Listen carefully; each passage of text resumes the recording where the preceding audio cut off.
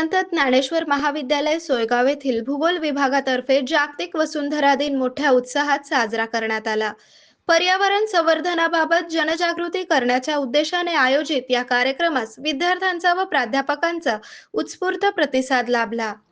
या कार्यक्रमाच्या अध्यक्षस्थानी महाविद्यालयाचे प्राचार्य डॉक्टर शिरीष पवार हे उपस्थित होते।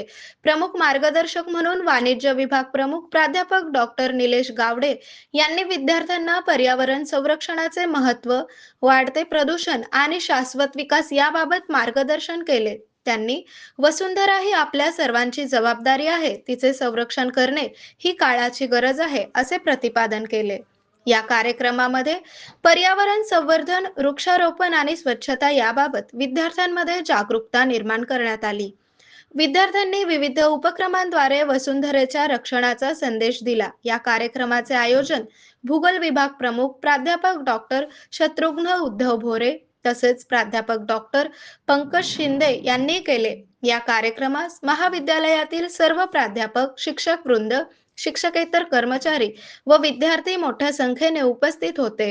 आरोग्य म्हणजे केवळ औषध नाही, तर निसर्गाच्या योग्य उपचारांनी मिळणारी खरी आरामदायक अनुभूती।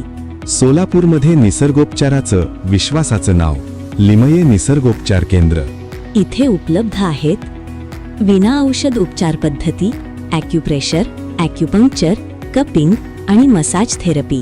सर्व प्रकारच्या आजारांवर निसर्गाच्या माध्यमातून